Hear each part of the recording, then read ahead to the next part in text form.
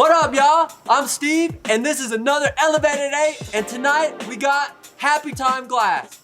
Holy mackerels. Glass is clean, beautiful. It's gonna make you happy. So I'm really excited for this. I wanna go ahead and mention really quickly, we are looking for help. We have a brand ambassador program called Elev8 Dolls. Men can also join, but it's called Elev8 Dolls. You get to join up, you get some amazing deals. Plus, you are helping to build Elev8. Mind, body, spirit. Anyways, let's get into this. Talk with Happy Time Glass, because I'm excited. All right, y'all. Yeah. So here we got Happy Time Glass today. I'm really excited about it, and welcome. Happy to be here, man. Hope you're having a great day. Pleasure to be on with you. And yeah, look forward to talking with you. Hell yeah. So my first question, how did you get started into glass? This is always a great question. So I actually started here in Vancouver, Washington under Andrew Lewick. I ran into him at an open house glass night where every Thursday night he used to have like an open house where he would just pretty much have like a house party in his glass blowing shop. There'd be like 20, 30, 40 people there. And I was like, oh, this is awesome. And I just went over every week for probably like 6 months and really good friends with the people that worked there, and then started coming over on days that wasn't open house. Without even getting on the torch, though. You went over there, partied for 6 months without touching the torch. Yeah, just hanging out, learning stuff, glass, getting customs and stuff made up. And so that was me starting. Eventually, one of the apprentices that worked there left, and the owner of the shop looked over at me and he's like, "You know that spot's yours, right?" And I was like, "Oh, really?" Ordered a Red Max, a Paragon F240, and a bunch of tools, and got to work. Hell yeah, man. That's awesome. And then, so when you first came on as an apprentice, were you given some jobs to do, or did you just have to create your own stuff? It was more just create my own stuff. I say an apprentice. I wasn't really working for him. We just did our own stuff. We just paid shop rent, brought our own gases, and our own kiln, own equipment, and raged out. Hell yeah. I paid him for lessons for stuff that I wanted. And, there was a handful of other people. So I'd pay someone for a lesson. I'd be like, "Hey, man, I'll buy a custom piece off you, and I'll pay you an extra $50 or something. Do a lesson. I get a cool, dope pipe. You get an extra for a lesson, and I get some info. It's a win-win." Yeah, that's a beautiful way of making that happen, expanding your knowledge like that. Yeah. Hell yeah. And then, so what items did you start out with when you first started blowing glass? First time on the torch, I think I made a color smash pendant. All right. Where I just took color and clear, twisted it up, smashed a coin, put some little marbles and a bail on it. Second time I got on the torch, I made silver fume wrap and rake hand pipe. So you were able to pull that off on your second time on the torch? Yeah. Hell yeah. And then I jumped in pretty quick. The thing is, I hung around glass blowers for years. So that was me getting started. But I was fascinated with glass blowing since I was a child. I didn't quite understand the difference between borosilicate and soft glass until I was about 19. So 9 years ago, I had no idea. 9-10 years ago, I had no difference between borosilicate and soft. I was clueless. It's just glass, right? It's that clear stuff. Just like, it's just glass. I was like, wasn't sure about it. Wasn't really in the scene. I was fascinated by it, though. The way that people constructed things in glass always just mesmerized me growing up. Yeah, yeah. So did you really start focusing on pipes then once you got into the pipes, or did you just start on pendants more so? Because I know now your pipes are out of control, beautiful. Yeah, so I kind of just went down the line because I wasn't really doing it as a job. It was more of a hobby. But my teacher was about numbers. He's like, if you learn to make something, make 100 of it. Get in the baseline and then move on to something else. Just keep going down the line. spend time, play around, but put in the hours when you're learning something. And that's what I did. I worked 9 to 5, Monday through Friday for 3 months straight. Hell yeah, that's good. Just in refining that skill over and over. Over and over. Hell yeah. In my first week, I had 100 pipes in a case. Whoa, that's a buttload. But then I think it was like 6 weeks in, I started making what I call space straws. I think you guys got a couple of them. And I've been making that design since 2014. All right. It's like my oldest design. It was like the design that I ever did that I was like, I'm making these now. I had a couple in my case that I made. I made one for a buddy. We sat down and I made it for him. And then I made a couple extras, and I dropped my buddies off at a shop appointment to drop off some glass. And he's like, you blow the case? I was like, yes, out in the car. He's like, go grab it. And I was like, okay. Popped it open. He's like, oh, these are really nice. He's like, I'll take 100 of them. I was like, oh. So it went from 1 to 100. Went from 1 to 100. And I was like, okay. I was like, I guess I'm a glass blower now. So I started making those and butter for years. Hell yeah, that's really awesome, man. And then, yeah. Do you have any specific items that you cherish a lot right now that was from when you first created that? Like, not created that, but when you first started 9 years ago? Not specifically. I started blowing 7 years ago. I got one piece that I kept. Actually, I'm looking at it right now. It's over on my little head shelf. I do keep, since I've got like my 3rd or 4th Klein over there on the shelf. And okay. I got one of my first gen full color series, like the first full color series I ever released. I kept one, and so I keep one every now and then along the line. Good. That's really nice. You know, otherwise you'll look back and you're like, what did I do? And you won't fully get to see your progression. Yeah. When you say cherish, I'm like, I don't know about cherish is the word. Despise looking at it, maybe. But at that time, you know, all that went into that piece. It was everything you had. It was everything I had at that time. Hell yeah.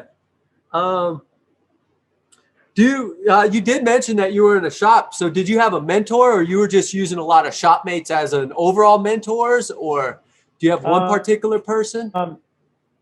Yeah, we had the main shop owner, Andrew Lewick, and he was, the main core teacher. Like, he was really knowledgeable about everything from making color to oh wow, more intricate, detailed stuff. I was able in that first 3 months to be able to learn, the basics of like a wrap and rake hand spoon, all the way up to reverse axis, wig wags, millies, implosions. I mean, he taught me everything under the sun. Anything that a glass blower would want to know that isn't like some super unique technique that someone has refined over the years, he pretty much taught me in the first 3 months. I really lucked out with having such a great teacher. No doubt, man. That was a good score to be, luckily to be in the neighborhood and then fall into that spot and then keep up with it. Oh yeah, it was down the street. I used to ride a gas scooter to work every day. Hell yeah. Nice and quick, huh? Yep.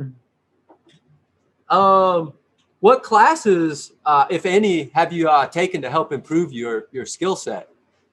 The only class I've actually that was like officially a class, I guess we're in public-private, was the Team Japan Joe P class with Dice K. Okay. And there was a Avatar, JMath, and Hoverglass was there, all doing TA. Yeah, so that had to have been a great experience just to expand your horizon. Yeah, it was a great experience. I learned a lot of stuff there. A lot of really more unique technique that people would find over the years. And great to be in the scene. Really boosted me up. That was a few years ago. I haven't taken any classes since. I do still want to take some classes. One that even now is still catching my eye is the Mickelson class. Yeah, I feel you on that. Yeah, beautiful work. He is on another level. Yeah, and like just being around there, some of those cats that actually get to blow with them, being able to absorb what that guy is, and you know, I hear these guys taking classes from them 15, 20 years ago, and they were able to expand, you know, their set so far. And I could only imagine, you know, taking something from them now. Yeah. Holy mackerels. I've heard nothing but good things about his class. Yeah. I can't wait. Someday I'll hopefully get to do one too. So Yeah, maybe I'll see you there. yeah, no doubt. Yeah. Do you have a preferred style or technique that you really love to do if you could only pick one, I guess, technique, and you're like, this is what I love? Ooh, that's a tough one. That's a really tough one. And it's not even something, I would say it's probably not something that I do all the time, but it's something that I really love and admire. And it's probably filling work. So like filacellos, drawings, disc Yeah. flips. That's some of my favorite style work. I did it a few years ago. I think I made like 7 or 8 filas, and they ended up being really nice. By the second one, I was like, oh, I know what I'm doing now. I started getting cleaner. Ended up taking, wouldn't say an official class, but I went and collab with some other people that did filler work and learned some stuff and refined it, and then just like kind of bailed on it. And I was like, there's more things to learn. Yeah, and there's a lot of time that goes into a tiny little piece about, you know, 2 inches big. Yeah, a tiny little piece this big. So yeah, I got even now, that's my biggest struggle, is the struggle between work and knowledge. Either it's spend the time, get the work done, make the money, pay the bills, buy the house, buy the car, or, you know, that's my plan. Get ahead a couple years, and then a couple years down the road is just take a few months off and just slam down on knowledge and practice. I love that plan, man. Like, and that's what's so neat is you're not just planning out next week or next month. You literally have like a 3-4 year plan to say, I'm going to bust this out, and then I'm going to go over here and just create me. So, you know, I don't think a lot of people actually are dreaming 3-4 years out like that. That's really awesome. Yeah, I am a very well thought out planner when I plan for things. And yeah, like the old saying, your mind is your worst enemy. I'm that kind of person, because I'll sit there and overthink or just really well plan out. I try not to say overthinking, because I just plan things out. I'm calm about it. So yeah, I've got a 5-year plan, 10-year plan, 15-year plan. Oh yeah. All get adjusted, but yeah, right now, crushing out work. Just got done with all these little mystery box drops and going back in, crushing out more proto for a little bit. Yeah, no, we just got a whole bunch from you, and you know, we're down here picturing it, and like, holy mackerels, man, your welds so clean. And you know, I'm not going to say I've done a ton of these Klein recyclers. I've only done like probably 5, but dude, they're fucking hard, and without a plan going through, it's just crazy. And I get to look at, you got like 8 of them down there, and they're all so beautiful, so clean, and it's just great work, man. Great work. It shows how much time you've put in, and that constant that you just didn't make one of these and move on, that you push through. So yeah. Now, honestly, like that piece right there, that climb has taught me so much about what glass can take and what it can't when it comes to welds and bending and shaping. And generally, like that Klein shape right there and seals and stuff like that is enough to be able to, if you can think about it, take all those welds and all those shapes and remake about anything. Right. Yeah, if you can figure out how to get shit welded inside, you got a lot figured out. Yeah, once you get all the bends, welds, and shapes down, it's just keeping it hot, being patient, being confident, in my opinion. That was something too I learned really early off in the game, is just go for it, but know what's going to be okay and what's not. All right. Yeah, I like that. Like really planning out, thinking about what's going to be happening as it's all going out. I guess drawing was something my teacher was big about. Drawing stuff out. I'm big on that too. I've got grid paper, scale paper, transfer paper, light boards, and I'll just start drawing stuff out. So when I plan like a more unique, like a one-off build, I draw everything to complete scale. Oh, wow. part by part in all different angles, full 3D rendered like on paper. So I'll do like the top angle, side angle, 3D angle, and then yeah, all So, actual size. so you mentioned the drawing and all that. Did you ever take any classes? Have you drawn in the past? Did you take any CAD drawing before or something? In middle school, I think was the last time I took like an actual class, and I remembered it really well. I was like, that's like the basic drawing of anything, whether you're doing architectural, um, blueprints and stuff like that. It's just like being able to take something and draw those different points of views. Yeah. So that's great, man. It's a good point that they should keep all these things in school. That we need this stuff to draw. To who knows Dude, where you're going to need it. I pry on that kind of stuff. Everyone's like relating to school. Um, yeah, the tech ed, home ec classes, I think is some of the most important stuff that's in schools. Um,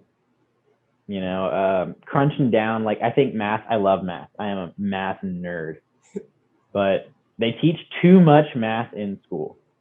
Yeah, yeah. In my opinion. Yeah, I mean, no matter what in life, something doesn't work, you still got to know how to use your mitts and use this thing up here and create something. Like, so hell yeah. Have you had periods in your career where you shifted your focus like to a different entirely technique where you're like, man, I'm moving, I'm not doing pipes and I'm only going to go to rigs, or I'm not doing rigs and I'm only going to go to pendants? Yeah, I've made that jump a few different times. When I first started making pipes, I started making the space straws. So I was making pipes before that, and I wasn't really making any money. It was just a hobby. I just kept making them because people liked them, and it gave me practice. So I was like, okay, well, I can make this, and I make a case of these. I can pay for all my materials to make what I want. Yeah. So, I went from the pipes, and then I started making the space straws. And then I was making those, I think, for like 2 years. And I got so drawn out on making them. I was like, I spent all of 2015, part of 2015 and all of 2016 kind of like designing stuff, rigs. And eventually I stumbled into the Klein recyclers, and I was like, okay. Kind of messed around, made like 10 of them and started getting them down. Same thing happened with the space straw. I walked into a shop, had an order drop off. They're like, what's this? And I was like, what's the new design I'm messing with? They're like, well, we'll take 100. And I was like, okay. Hell yeah. I'm making these now. And it pushed me to make a nicer, cleaner rig. So you almost find that the industry has pushed you to kind of change a little bit. The industry has, yeah. It's definitely pushed the market in different areas when it comes to just like not really what I want to make, but more of what's desired, I guess. Because a lot of my industry, a lot of my work, I'm not gonna lie, I feel like I'm a factory worker. A lot of stuff I do it's factory work. It's a fine art of a factory work, though. I mean, it's like going into a factory. It's building stage 3 performance motors. It's an art at that point. It's not even doing a basic rebuild. You're building a 1,200 horsepower block that's going to be like built with walls. It needs to be precise, clean, repetitive. And same thing with glass blowing. It's a fine product that is affordable. I mean, I think they are. In your opinion? I agree. When I seen the price on this, I was like, holy mackerels, man. And are you using a lathe for any of this stuff, or is this all by hand, or? All hand blown right now. Wow, man. Wow. Beautiful. Thank you. Yeah, it'd be nice to get a lathe. Hopefully this year when I can get a house. That's the goal. Get a lathe set up. Hell yeah. They definitely help out a lot. I mean, I'm sure you know. Have you ever got to work on a lathe yet, or? Yeah, I owned one in 2015 and 2016. Yeah, so you're itching for one back then. I'm itching for one back, yeah. I wasn't a great glass blower when I had one. I didn't know what I was doing. I could make like straight tubes on it, no problem. Trying to make a Klein recycler on one back then, wasn't happening. Man, I can't wait to see what you are able to pull out once you have a lathe there, because they really, the lathe doesn't make you a better glass blower. It just helps you hold weight. Yes. Hold that weight. Hold I think that's the biggest thing. Hold the weight, probably. Yeah. Um, yeah, and time, I blow glass 12 hours a day, almost every day. Sometimes more, like not yesterday, the day before yesterday, and the 3 days before that, I worked 19 hours, 17 hours, and 16 hours I back to love back. hearing that, man, because I talk to some of these new kids getting into this stuff, and I got some in my studio, and they'll come in for like 3 5 hours, and I'm like, bro, that's not really enough. Like, That's not a so job. no, Yeah, you got to keep fucking up and keep doing it, and like yeah, it just keep changing that shape. Sure, you made your pipe and it's good, but you need to keep tweaking it, better, better, better, yeah. better. Keep tweaking it. I have an So apprentice that's same thing. First pipe he made, if I would show it to you now, and he's only made maybe not even 200 pipes yet. And the level of pipe is unreal. yeah, You wouldn't have think the same person made it. but And he it's was only on been there constantly pushing at it, right? constantly. Yep. He was doing like 4 to 8 hours a day, 5 days a week, 6 days a week. And now he's doing 8 to 12 hours a day, 6 days a week. Yeah, and He's that's working full time. I think that's another thing too. When you first start to put in a 12, 18 hour day, your body, I'm a pretty Your skinny body, guy. You're a yeah, skinny guy, I but absolutely am. Your there's body has to muscles. adjust to it. Right, right. You've got a lot of muscles, I'm sure, that are really powerful to be able to go 18 fucking hours. That's a long haul. Yeah. And after 3 days of that, I'm not gonna lie, it was hard to hold my arm up. I was like, ooh, my arms feel like wet noodles, like soggy noodles, and I'm trying to pull them up. We had this scheduled last week, and Sam was like, he's just getting off an 18-hour stench. I said, I bet money on it. He's going to sit down and fall asleep, and sure enough, so yeah, I was because like ready for the Zoom call, and I was like falling asleep trying to wait. And I was like, I was like nodding off of my phone, like I was like, okay, I gotta call him and be like, I gotta reschedule. I'm glad you did, man. Going 18 hours, you needed to sleep. You would have been sleeping, and so yeah, man. But it's great to see that people are crushing out those, and you get to show your fans that you're no joke, man. Like you're putting it out there, and you represent.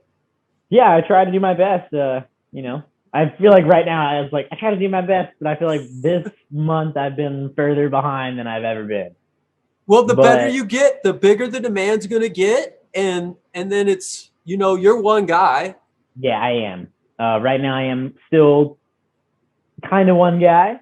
I do have my apprentice. He is actually working full time. Right now he's just doing pipe. Eventually I want to work him up to where I could just pay him on salary. He comes in and does color prep. That way all the colors are prepped out for my clients and stuff like that. Which will also allow me to be able to put more colors back into my product line. Yep. Hell yeah. Right now, there's such a massive demand of color that a lot of the color companies that it's hard to get colors lately. Doesn't Yep, matter from absolutely. what company you go to. You can go to Greasy, you can go to Competitive Glassworks, Boss Handful Tubing. Any of them, they sell out just so quick, and there's such a demand. I only use tubing these days lately for my pieces. I will color, but I don't like doing coil pots anymore. Creates an inconsistency in the glass. Yep. And plus you get those lines in there, and then the pulled. If you already have tubing, it's so much of a time saver to just it is not have it's a to. huge time saver. Hell yeah, yeah. Cleanliness. Yeah. That's another valid point. Cleanliness in the tubes. Yeah. Hell yeah, that's good stuff. What is your favorite color to work with? Favorite color to work with? I'd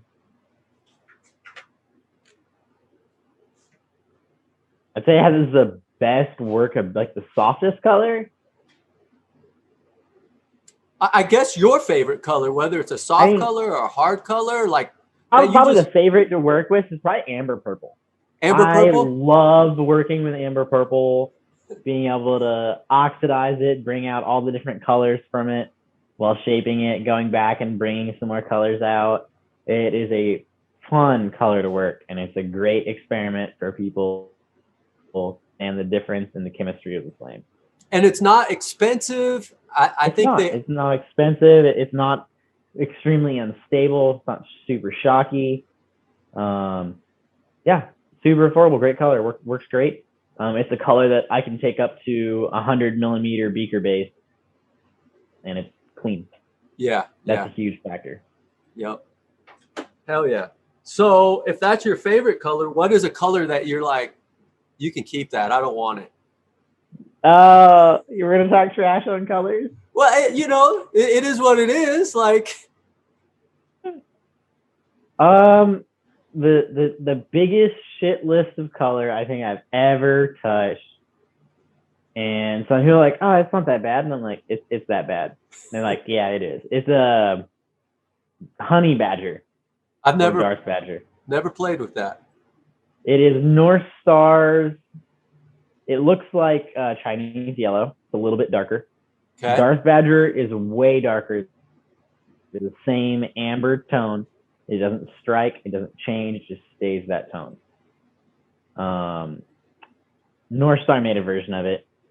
I would much rather use the Chinese. Crazy.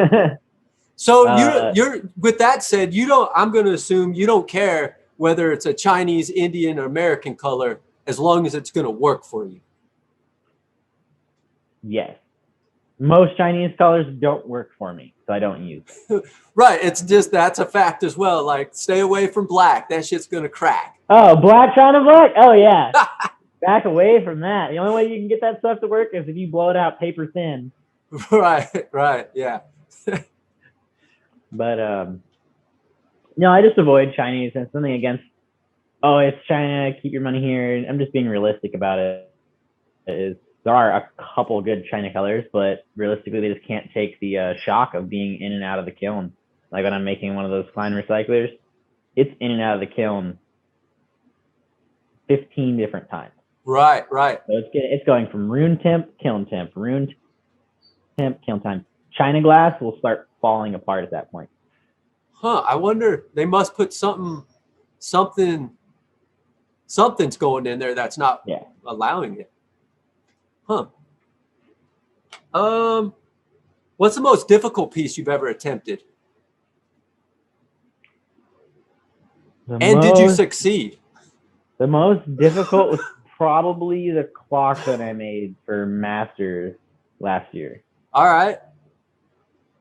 I succeeded. That came out very well.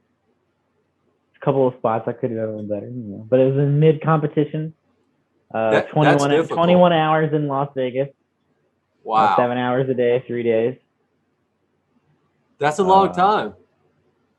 Yeah, it was I had a blast.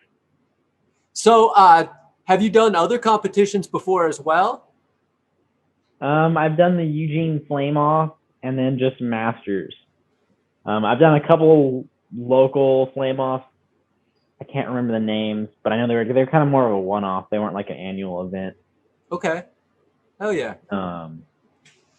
So you? Yeah, I do want to get into more competitions. Hopefully do Glass Vegas competitions this year, World Series of Glass. All right. Well, I hope to see you there. See you competing, and hope you kick ass too, man.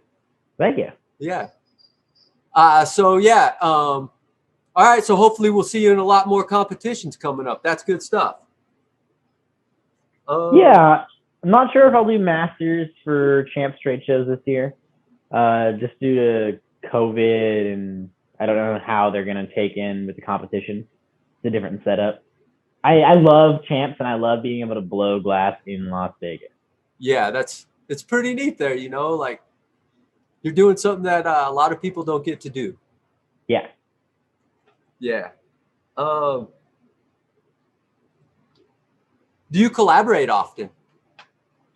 I try to get one in every month, if not every other month. I'm a very busy person, and so are most other glass blowers that are successful. Absolutely. It's hard to catch them on a day where it's like, hey man, let's blow some glass together. It's like we're both blowing glass. We got stuff to work on. It's like catching each other at the right time, both in that same mindset. I got quite a few other artists local in the area, and it's just getting together to find time super difficult. Yeah. Good deal. Um, what is your most favorite collaboration you've got to do? My most trying to think of one. I mean, favorite looking or I mean, best experience. I guess that would be both because they're just different, right? They're different things. Yeah, totally different things. Yeah. I think the favorite collab I've put together probably has to be the Byron Kiernan collab. I would say we put together a ray gun a few years ago.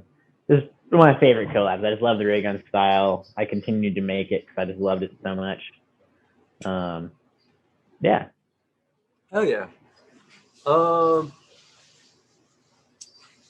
What is the most amount of time you've ever spent in one piece?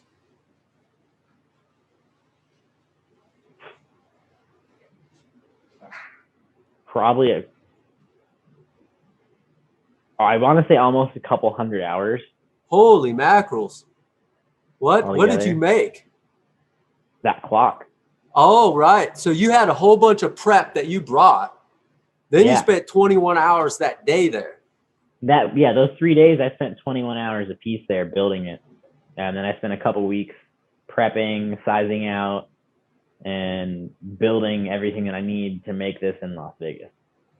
Right. So I want to point that out, that if people are going to compete in the Masters, they better do some due diligence, because they're competing against cats like you that are putting in, 60, 70, 80 hours out here and then bringing it. I love Champs Masters, but I'm not going to lie to anyone watching this. If you're going to enter in Masters, the name of the game is prep. Mm-hmm. They give you a 4x4x4 inch cube, a box to put anything you want in there. The goal is to put as much stuff as you can in there. If you can put 1,000 hours of the work into this box, you're probably going to be placing. Right. As long as the piece comes out. It's about putting in that time in that box, planning things out, and then making something extravagant. Mm-hmm. Like making something that's a wow, it's unique. Right, like a clock that works. The clock that works. It's beautiful.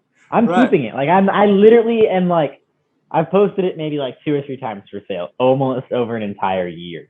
I'm like, I'm selling it. I'm gonna get a dope pedestal made for it, and I'm gonna put it in my house because it holds time. It's an actual functioning grandfather clock.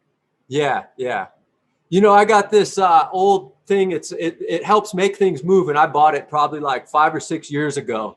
And it was the whole idea to make a clock. And you beat me way to it, man. So I'm really stoked. So I get to someday, hopefully I'll get to use yours as inspiration and all that stuff. So maybe we'll have to get together and throw one down. Yeah, that's awesome, man. Do you consume yourself? Consume. I'd say cannabis. Do you consume cannabis?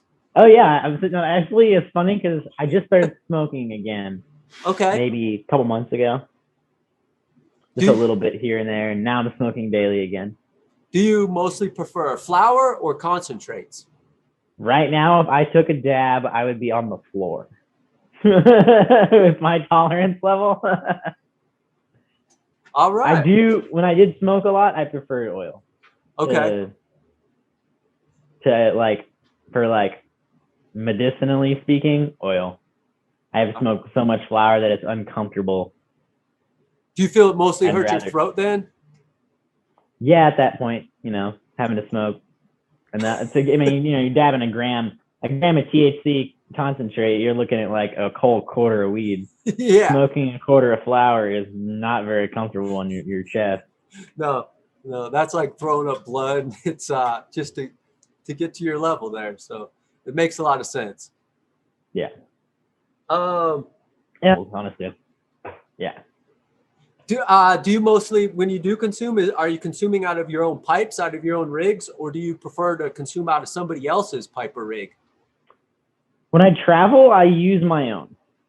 And then when I'm at my house, I use other people's. Okay, I do select other is that because people's in stuff. case Just it don't want it breaks? damaged. So, yep, in case it breaks. My own piece, I'll throw that thing around, drop it, whatever. I made it.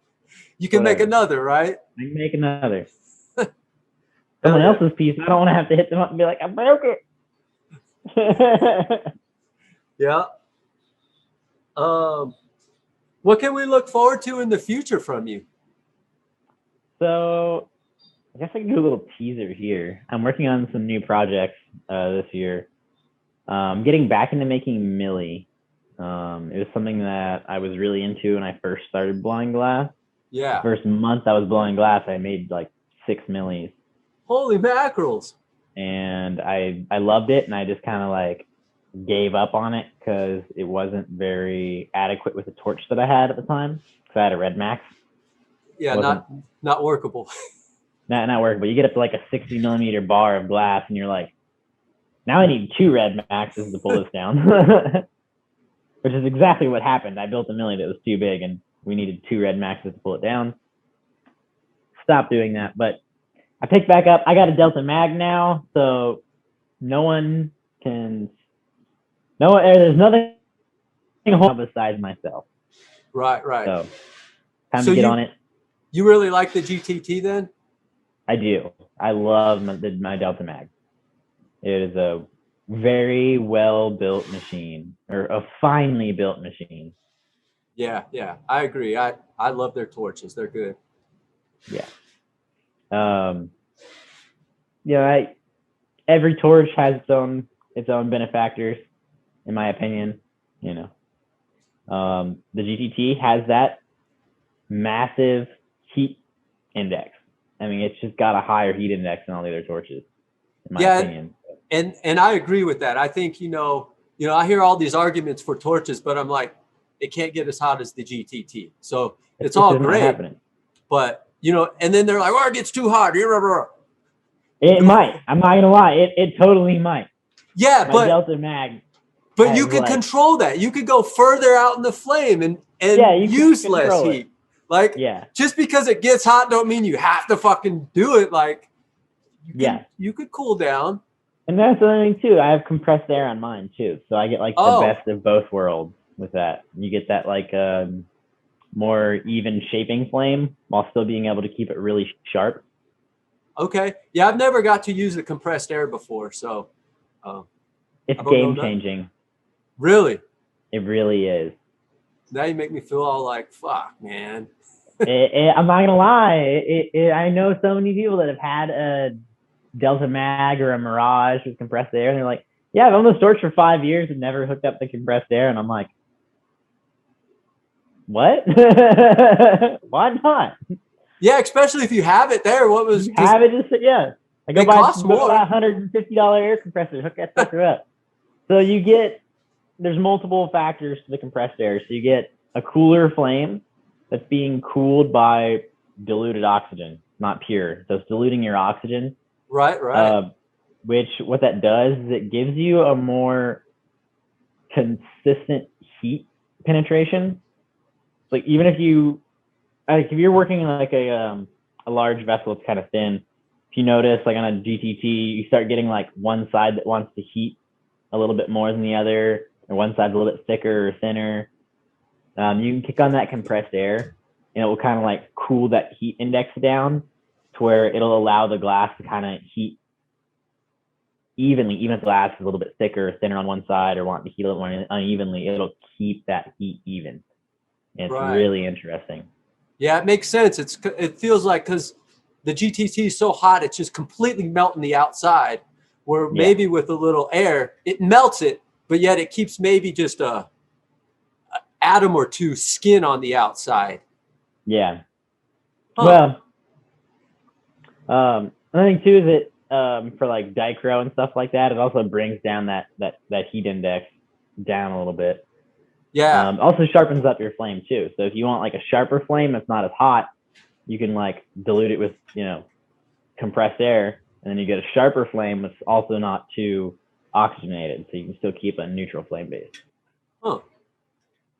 Man, that's really cool. I wish I had one, but that's neat. Do you find that you still have the same love for the art now as when you first started? Absolutely.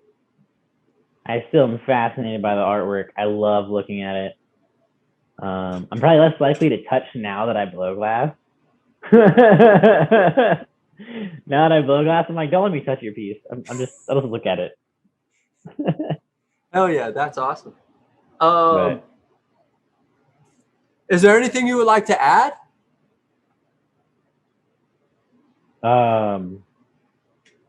to the video? Yeah, anything like that you want to let your fans know, maybe look forward to, or something special, or something I didn't get to ask that you want to let us know?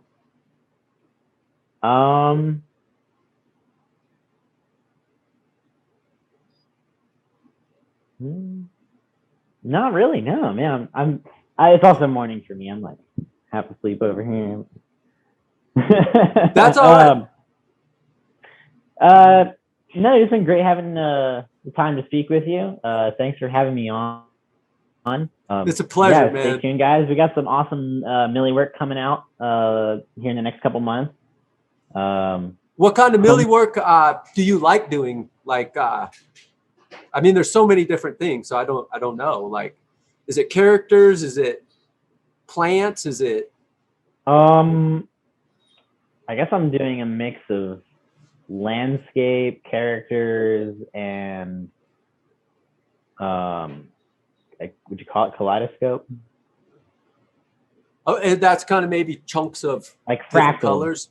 Fractal. All right. Yeah. Hell yeah. Well, I'm excited to look for that. It's going to be some really interesting stuff. Hell yeah. Well, I want to say thanks a lot, Happy Time Glass. I want to have everybody out there, please go follow Happy Time Glass. You'll be amazed with his work. The quality's phenomenal, and I really appreciate you taking some time out here and let me get to see, see who you are and what you're doing. I appreciate the time with you, man. It's been a great little chat. Dude, I appreciate the support. Thank you guys for scooping what you did. And hopefully I'll run into you guys at Glass Vegas. Hell yeah. All right, man. Well, we'll see you later. I'll see you later, brother. Have a great day. All right, bye. Well, all right, y'all. That was super awesome. Super glad I got to hang out with Happy Time Glass. I've seen him around a few times, just, hiding behind the walls that I do. And really cool to be able to show off his glass here, get to talk to him, and so forth. That was super awesome. Really quickly, I'd like to mention Elev8 Veterans. It's our 501c3. Go check them out, see how you can help. It's about rehabilitating and reacclimating veterans back into society with glass blowing classes and consumption stuff. We also have this really cool thing called Elev8 Dolls. It's our brand ambassador program. Super awesome. It's about getting some deals, but more importantly, it's about putting smiles on some other people's faces. I absolutely love it. So anyways, Elev8, mind, body, spirit.